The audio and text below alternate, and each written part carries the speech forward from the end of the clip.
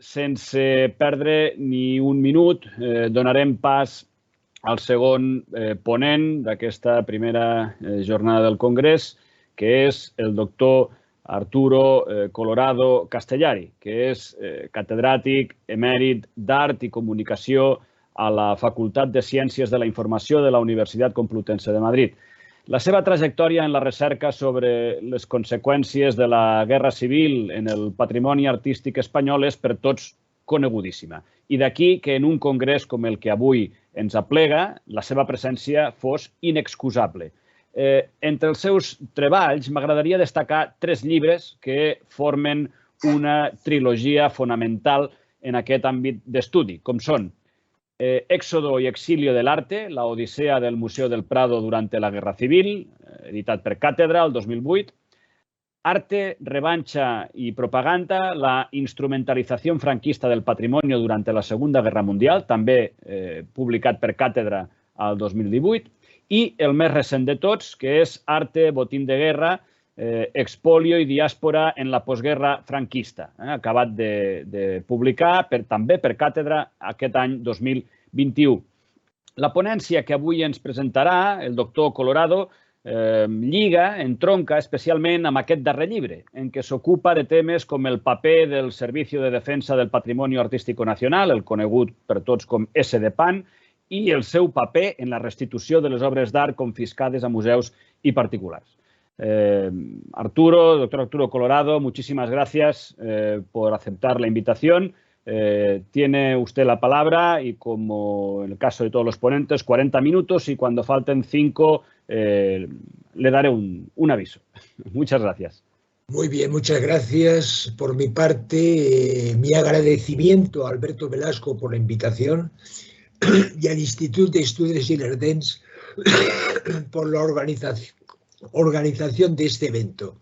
Bueno, pues el objetivo de esta ponencia es el estudio y seguimiento de las miles de obras depositadas por la República en lugares seguros durante la Guerra Civil,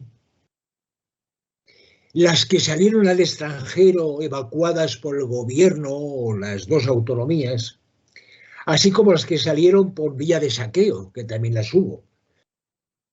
Se trata de ver el destino de estas obras durante la inmediata posguerra franquista a través del proceso organizado por los gestores del Servicio de Defensa del Patrimonio Artístico Nacional, SDPAN, que le llamaré a partir de ahora, de exposiciones temporales y de devoluciones y entregas en depósito, con una cifra de obras que hemos localizado y trabajado de 17.000 piezas, lo que supuso el desvío, y adelanto como conclusión fundamental de esta ponencia, el desvío de numerosas obras de estas 17.000, prácticamente la mitad.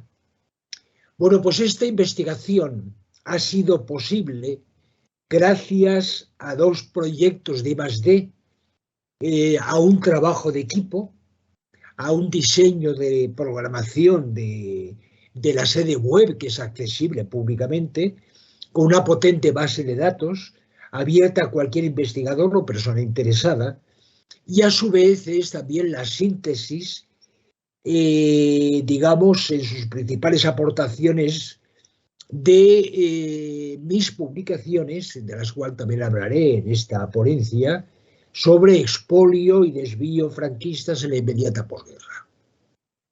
Bueno, pues empecemos con la investigación histórica, como estaba comentando, las miles de obras depositadas por la República en lugares seguros, las que salieron al extranjero evacuadas por el gobierno central o de las 2 autonomías, así como las que salieron por vía de saqueo, el destino de las mismas durante la posguerra a través del proceso organizado por los gestores del SDPAN, de exposiciones temporales y devoluciones y entregas en depósito, y la parte de gestión digital que ha sido fundamental en la investigación, con el diseño y programación de una sede web que ahora después marcaré la dirección, con una potente base de datos abierta a cualquier investigador o persona interesada. Habría que citar como paso primero los archivos que hemos consultado, tanto en España como en el extranjero, con una importante información documental que hemos utilizado durante estos años. No voy a leer todos los archivos porque sería interminable. Y destacar de estos archivos la documentación fundamental del Instituto del Patrimonio Cultural de España, en Madrid, que tiene tanto de la Guerra Civil por parte de la Junta del Tesoro Artístico Republicana, como por parte de la posguerra del Servicio de Defensa del Patrimonio Artístico Nacional Franquista. Estamos hablando de actas de incautación, actas de entrega, de devolución, de entregas en depósito.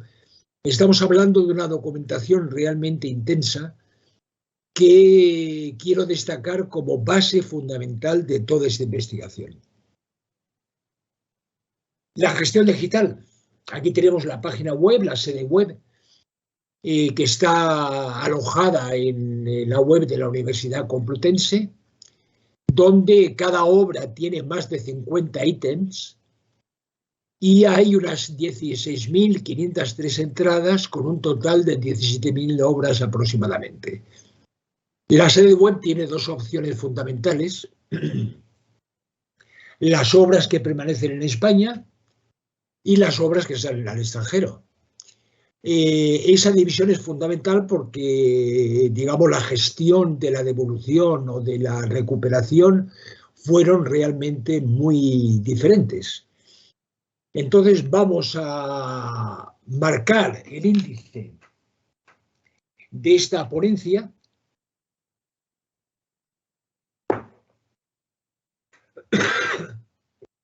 Perdón. En primer lugar, el patrimonio artístico durante la Guerra Civil y la inmediata posguerra, dos políticas contrapuestas. Se trata de hacer una brevísima presentación de qué le ocurrió al patrimonio artístico español durante la Guerra Civil. Dos, qué hizo el franquismo con las miles de obras salvadas por la República. Adelanto que la República creó y organizó numerosos depósitos de obras de arte en todo el territorio republicano. Y la pregunta es, ¿qué hizo después el franquismo durante la posguerra con esas miles de obras? Tres, las confiscaciones de las obras de los represaliados republicanos y exiliados. Lógicamente, el franquismo incautó todas estas obras. ¿A dónde fueron a parar? Cuatro, los desvíos y las entregas en depósito por el SDPAN a los museos, organismos, iglesia y particulares. Daremos cifras de obras, veremos ejemplos concretos de obras para llegar finalmente a las conclusiones de cómo en la posguerra franquista se produce el expolio y diáspora del patrimonio seguramente más importante de toda la historia de España. Empecemos con el patrimonio artístico durante la Guerra Civil y la inmediata posguerra. Dos políticas contrapuestas, la de la República y la del franquismo. Vayamos a julio del año 36 con el estallido de la insurrección militar. El territorio de la península queda dividido, como vemos aquí, y se trata precisamente de ver qué es lo que se hace en cada una de las zonas, la republicana y la franquista, con respecto a la gestión del patrimonio. Ese patrimonio en peligro, graves daños a iglesias y conventos provocadas por la reacción revolucionaria ante la insurrección militar. Aquí tenemos el ejemplo de Santa María del Mar, de Barcelona, con saqueos, bombardeos, rupturas, destrozos, como una especie de reacción ante el golpe de Estado militar. La confiscación de numerosos palacios. Aquí tenemos, por ejemplo, el Palacio de Medinaceli, en el año 36, con los milicianos ocupando las salas fundamentales de este palacio. Y el gobierno de la República fue haciéndose poco a poco con el control de la situación y puso en marcha un amplio plan de protección del patrimonio. El 4 de septiembre del año 36, el nuevo presidente del gobierno, Francisco Largo Caballero, nombraba a Jesús Hernández, del Partido Comunista de España, ministro de Instrucción Pública, que a su vez nombraba al pintor cartelista Josep Renau director general de Bellas Artes. La creación de la Junta del Tesoro Artístico, que fue seguramente la decisión más importante de este ministerio, el objetivo era la protección del patrimonio y fue un jalón fundamental en este proceso de protección patrimonial. Al frente de la Junta del Tesoro Artístico, aquí tenemos propaganda, por ejemplo, de esta Junta del Tesoro Artístico, en defensa del Tesoro Artístico Nacional, un prospecto, una especie de folleto que se distribuía para que la gente fuera consciente de la necesidad de proteger el patrimonio, los carteles de propaganda, también de esta Junta del Tesoro Artístico, obreros de hoy, respetar la labor de nuestros compañeros de ayer, son ejemplos concretos de los mensajes que se transmiten para la protección del patrimonio. La recogida y registro y depósito de obras de arte, si quizás el capítulo más importante de todos, se trataba de ir a los lugares donde fuera necesario y recoger las obras que estuvieran en peligro y crear grandes depósitos. Por ejemplo, en Madrid, el sótano del Museo del Prado, el Museo Arqueológico, la iglesia de San Francisco el Grande, que ahora veremos, eran enormes depósitos de obras de arte, de protección contra posibles ataques aéreos, que los hubo, importantes.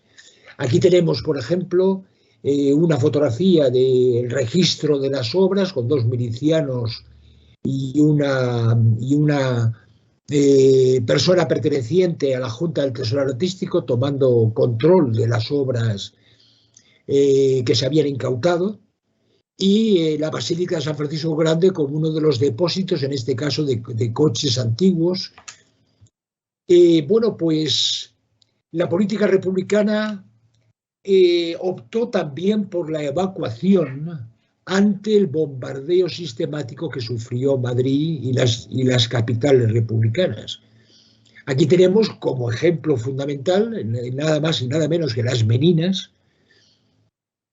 obras de Murillo, del Greco, de Zurbarán, etcétera, de Rivera, etcétera, fueron empaquetadas, siguiendo procedimientos de gran modernidad en la época, embarcadas en camiones, transportadas para evacuarlas de Madrid, que sufría un cerco sistemático y un bombardeo por parte del franquismo. Aquí tenemos unas declaraciones de Azaña, precisamente, de esos depósitos y de esos bombardeos.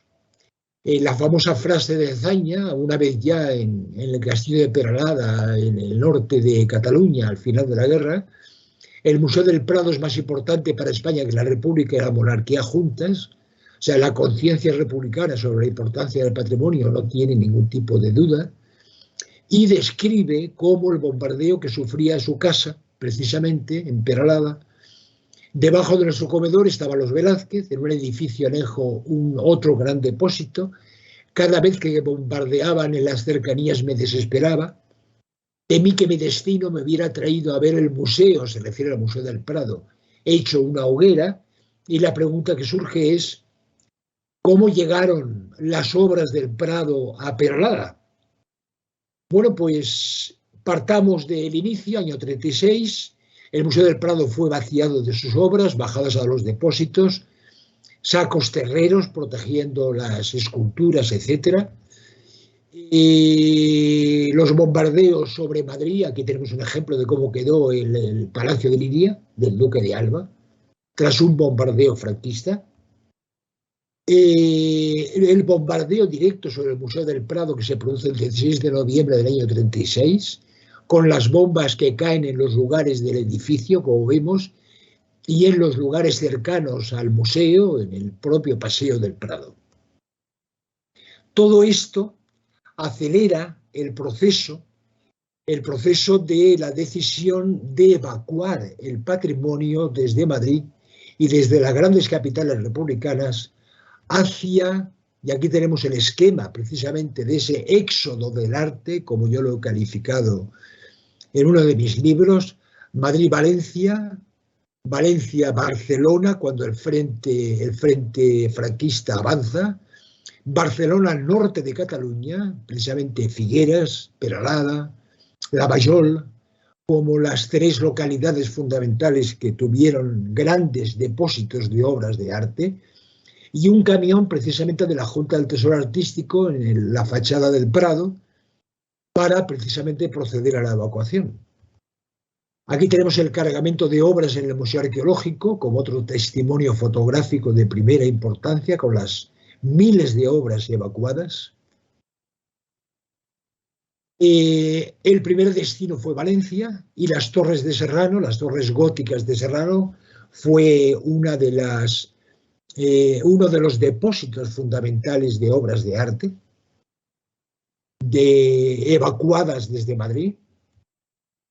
Pero llegamos a octubre del año 37 y como vemos por el mapa, que lo indica muy bien, desde Teruel a Castellón se podía producir un cierre, una especie de cesura del territorio republicano desde la zona franquista hasta el Mediterráneo, cortando dos en el territorio republicano, y es el momento que provoca que el gobierno de la República decida evacuar desde Valencia a Barcelona ese patrimonio y llegar hasta el norte de Cataluña, al castillo de Peralada, y además, como anécdota destacable, uno de los camiones que transportaban el 2 y el 3 de mayo de Goya sufrió un bombardeo y un accidente, por lo tanto, y las obras quedaron afectadas, incluso de manera importante. Bueno, pues en el propio castillo de Peralada se produjo la restauración del 2 de mayo de Goya. Aquí vemos los restos, las huellas de esa restauración, que por cierto ya han desaparecido. El Prado ha recuperado la obra completamente. A mí me da pena de verdad que haya desaparecido esa huella de los bombardeos sobre las obras del Prado. Y otro de los grandes depósitos del norte de Cataluña fue la mina de talco de Lavallol, donde se creó una cámara acorazada y fue uno de los grandes depósitos, y sobre la bocamina se levantó un edificio donde vivía el ministro de Hacienda.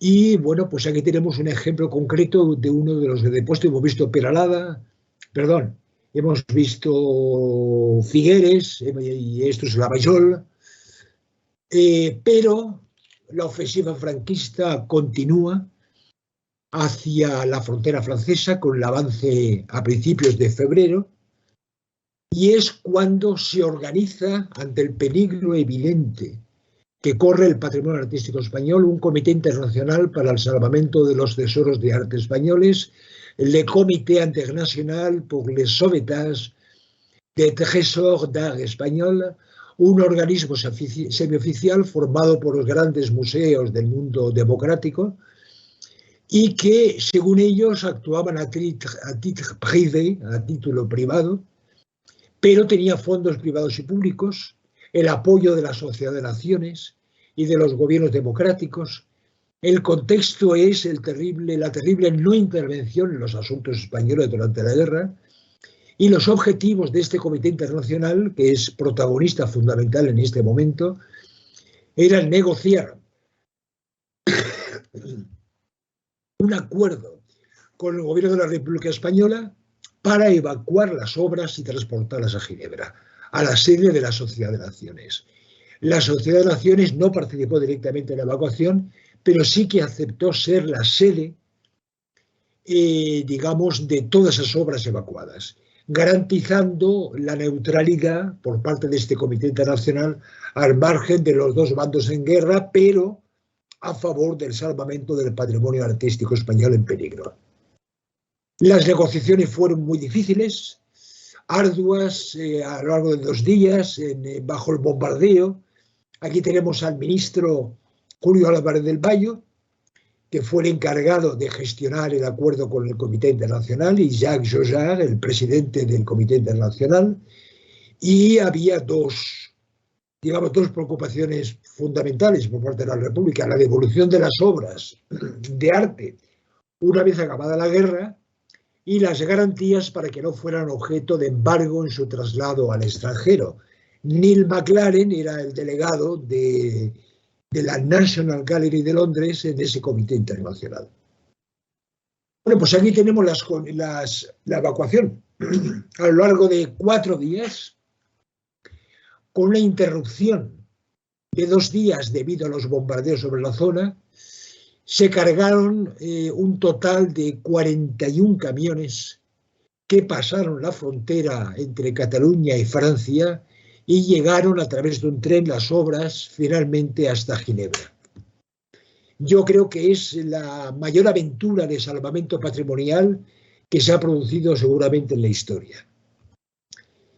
La aduana suiza, cuando recibe las obras de manera muy burocrática, contabiliza 1.868 bultos y un peso de 140.000 kilos. Y las obras, vemos aquí las fotografías, y a Timoteo Pérez Rubio en ambas. El tren llega el 12 de febrero a la estación de Cornavin en Ginebra. Bueno, pues ya tenemos las obras salvadas. Ahora, este comité internacional abre las cajas, procede a sacar las obras, a inventariarlas. Hay un inventario importantísimo, donde vemos todas las obras controladas perfectamente durante el mes de marzo, febrero-marzo del año 39. Aquí tenemos la fotografía de los miembros del Comité Internacional que realizaron el inventario. Aquí tenemos fotografías del inventario. O sea, hay testimonios fotográficos importantísimos de toda esta aventura que estoy contando. Y una selección de las obras fueron expuestas en una exposición que se montó en Ginebra en el año 39, Chef d'œuvre du Musée du Prado, las obras maestras del Museo del Prado. Todo esto son elementos fundamentales de mi libro Éxodo y Exilio del Arte, pero nos permiten, aquí tenemos las salas de la exposición de Ginebra, vemos obras de Velázquez, de Murillo, de Goya, etcétera, las obras más importantes del Prado. Al franquismo no le quedó más solución que aceptar esta exposición para que se recuperaran las obras. Primero hubo una vuelta de las obras que no formaron parte de la exposición y después el regreso de las obras de la exposición. Aquí tenemos el regreso, ya en septiembre del año 39, con la vuelta de las obras que formaron parte de la exposición del Prado en Ginebra. Y eso nos lleva a un titular del ABC que dice: completo el Museo del Prado. El Prado estaba completo. A pesar de todos los peligros, de los bombardeos, etcétera, se había producido una reunificación de los fondos del Prado y no se había perdido ni una sola obra.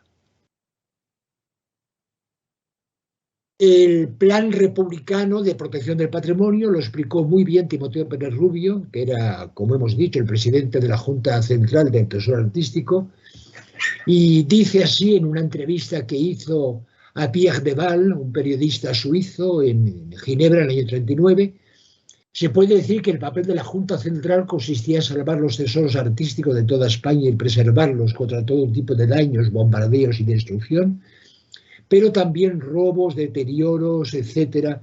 Hemos recogido objetos de arte procedente de todas las regiones del país e incluso objetos que formaban parte de colecciones privadas y pertenecientes a particulares, pero siempre les extendíamos un recibo debidamente cumplimentado y el nombre del propietario era cuidadosamente conservado. Insisto que las obras que controló la Junta del Tesoro Artístico estaban perfectamente inventariadas. Y eso es importante para lo que vamos a ver ahora inmediatamente. Aquí tenemos el número de obras, mejor dicho, de entradas de nuestra sede web, 16.503, con un total de 17.000 obras, tanto las que salen al extranjero como las que permanecen en España. Y entonces la pregunta es, ¿qué hizo el franquismo con las miles de obras salvadas por la República? Bueno, pues primero se crearon grandes depósitos en todas las ciudades. Los de Madrid era el Museo del Prado, Museo de Arte Moderno, Museo Arqueológico, Palacio de Exposiciones del Retiro, Palacio Real, Palacio de Hielo, el Jai Alai. Y entonces el 31 de mayo del año 39 el Ministerio de Educación Nacional franquista emitía la orden sobre la devolución a entidades y particulares de los elementos conjuntos rescatados por el Servicio Militar de Recuperación del Patrimonio Artístico Nacional. La verdad es que hay que tener cara dura, rescatados por el Servicio Militar de Patrimonio Nacional Artístico franquista, cuando precisamente el franquismo se había dedicado a bombardear las obras. Se montan exposiciones temporales. Aquí tenemos dos ejemplos concretos de dos exposiciones montadas. Allí acudía la gente para localizar y reclamar. Bueno, pues en estas reclamaciones y devoluciones se produjeron múltiples irregularidades de entrega de obras a quien no correspondía, que es lo que vamos a ver inmediatamente. Las obras también evacuadas a Ginebra por el Gobierno de la República o evacuadas a Francia por la Generalitat o el gobierno vasco, también vuelven, se recuperan. Las robadas por mercaderes, saqueadores, milicianos, militantes, que afectó a las dos zonas por igual. Y el franquismo dedicó muy poca atención a esta tarea porque destacó a unos escasos agentes del servicio franquista que carecían de inventario alguno y que contaron con la colaboración de la policía francesa o de la Gestapo. Precisamente a esa colaboración se debe la recuperación de obras fundamentales como este tapiz de Cellini, Rapto de las Sabinas, o esta famosa bandeja de la Catedral de Toledo, Cellini es el autor de la bandeja y Van der Goten es el autor de la aventura de los batanes de un tapiz. Bueno, pues ambas obras fueron encontradas en Francia, que habían sido saqueadas y entregadas al franquismo por los nazis o por la policía francesa. En la inmediata posguerra la propaganda franquista fue muy intensa, acusando a los rojos de haber destruido el patrimonio, etcétera, silenciando lógicamente todos los bombardeos sobre las zonas, las capitales republicanas. Digamos que en estos años de inmediata posguerra tendrían consecuencias fundamentales en la reubicación de una parte importante del patrimonio artístico español, cuando no de su práctica desaparición al estar en paradero desconocido, que es lo que vamos a ver ahora. ¿Cómo voy de tiempo? Te quedan aproximadamente unos 10 minutos. Vale, vamos a ello. Bien, esta es la tabla anual de entregas de obras por el Servicio de Defensa del SDPAN. Como vemos, año 39, 40, 41, 42 hasta 45, con una progresión de obras y una fotografía de obras inventariadas en la posguerra por el Servicio de Defensa franquista. Y es fundamental ver cómo van bajando el número de piezas que se van entregando, porque se van vaciando los depósitos. Y el capítulo que yo consideraría capital es las confiscaciones franquistas de las obras de los represaliados republicanos y exiliados. Marcharon al exilio, otros fueron apresados. Por ejemplo, Pedro Rico, que era de Acción Republicana y alcalde de Madrid, marchó al exilio y tenía una importante colección de 25 obras que fueron entregadas, o sea, requisadas por el franquismo y entregadas al Museo de San Carlos de Valencia, al Museo Provincial de Oviedo, al Museo de Arte Moderno, hoy en el Prado, y al Gobierno Civil de Las Palmas. Todo esto a partir de las dos leyes represivas del franquismo, la ley de responsabilidades políticas y la ley sobre la represión de la masonería y el comunismo. La colección de José Sicardo, el coronel republicano José Sicardo y su mujer Mariana Carderera, una de las herederas del famoso coleccionista Carderera, con 104 cuadros, además de porcelanas, cerámicas, muebles, la famosa colección del nacionalista vasco Ramón de la Sota, los dibujos de Alberto Sánchez, que había marchado al exilio y fueron entregados a la Biblioteca Nacional. Y así es como se producen en esta política franquista los desvíos y entregas en depósito por el servicio franquista a museos, organismos, iglesia y particulares. La entrega a museos, 3.761 piezas. Ejemplos, son ejemplos concretos. Juan de Arellano, 2 floreros entregados al Museo Provincial de La Coruña en el año 41, o el de Luis de la Cruz, Fernando VI y María Cristina, entregado al Museo Provincial de Oviedo en el año 41, son entregas en depósito de obras que pertenecían a otras personas. Juan de Juanes, el profeta Malaquías, entregado al Museo de Bellas Artes de Valencia, con un total de 34 obras. Taller de Rubens, San Agustín, entregado al Museo del Prado en el año 42. Y las entregas a organismos, 2.330 piezas. Las de Escuela Veneciana, entregada al Ministerio de Justicia. Un tapiz del siglo XVII entregado al Ministerio de Educación Nacional en el año 41. Eugenio Lucas, Majas y Garrochistas, Toro embistiendo, entregadas al Gobierno Civil de Las Palmas. La Purísima de la Escuela de Murillo, entregada al Instituto de San Isidro de Madrid. Las entregas en depósito a la Iglesia, son todas entregas en depósito, aunque todavía permanezcan allí. Por ejemplo, 2 vírgenes con niño y ángeles entregadas al Palacio Episcopal de León en el año 41.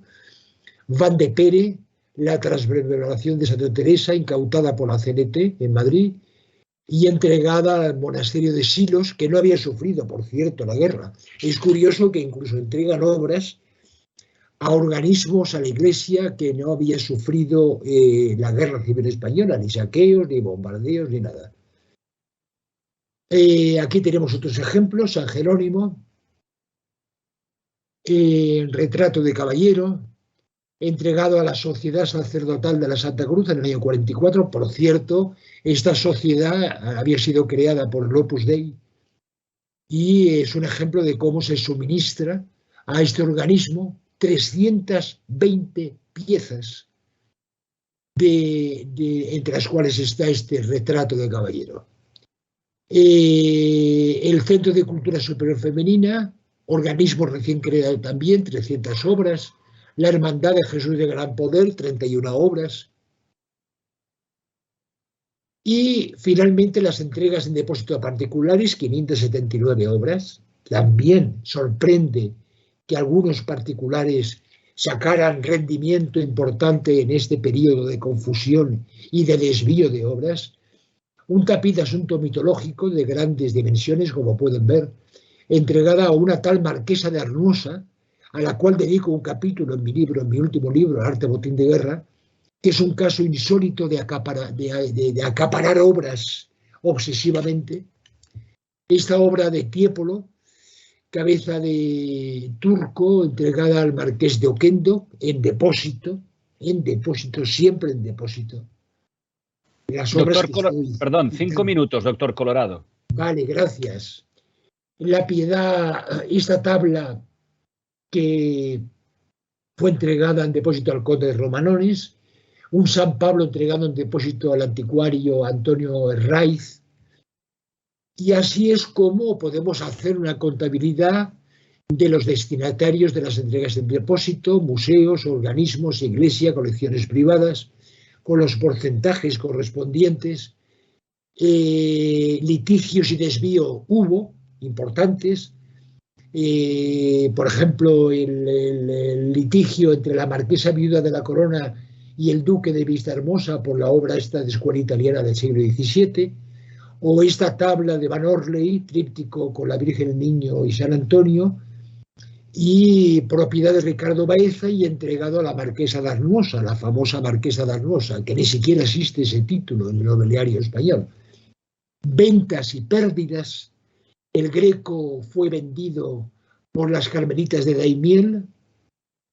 Y bueno, pues un caso especial de las residencias de Franco, que fueron decoradas, el Castillo de Viñuelas, el Palacio del Pardo, el Pazo de Meirás o el Palacio del Cante del Pico, y entonces son miles de obras las que están en paradero desconocido, empezando por las obras entregadas a Francisco Franco, que hoy día tendrá la familia, me imagino, y así llegamos a las conclusiones. Expolio y diáspora del patrimonio. Mi objetivo ha sido demostrar a partir de un número importante de piezas tratadas, que alcanza, como os he dicho, 17.000, que existe un tema fundamental y hasta ahora no tratado, que hay que afrontar y que hay todavía numerosa documentación pendiente de análisis. 2, parece que los gestores franquistas tenían mucha prisa en acabar esta tarea, para los que no dieron ni tiempo ni personal y acudieron a remiendos provisionales que en su gran mayoría han sido hasta ahora definitivos. Los expedientes de entrega de piezas distinguen claramente entre devoluciones y entregas en depósito. Aunque también es verdad que hay muchas devoluciones que esconden de hecho una entrega en depósito. 4. Las obras expropiadas a los republicanos enemigos que habían salido del exilio, dejando atrás sus colecciones, bueno, pues siguen sencillamente en los lugares donde fueron entregadas. Nadie las ha reivindicado hasta ahora. Y entonces estas piezas fueron entregadas en depósito. Y las entregas en depósito es el núcleo fundamental de mi último libro, Arte Botín de Guerra. Es sorprendente que el 51,2% de las 17.000 piezas fueran entregadas en depósito. Aquí tenemos, por ejemplo, 3 ejemplos de obras entregadas a la Fundación Generalísimo Franco. Muchas de las obras entregadas en depósito eran de origen conocido, lo que resulta todavía más sorprendente que fueran desviadas. Sencillamente fue la falta de atención a esta tarea.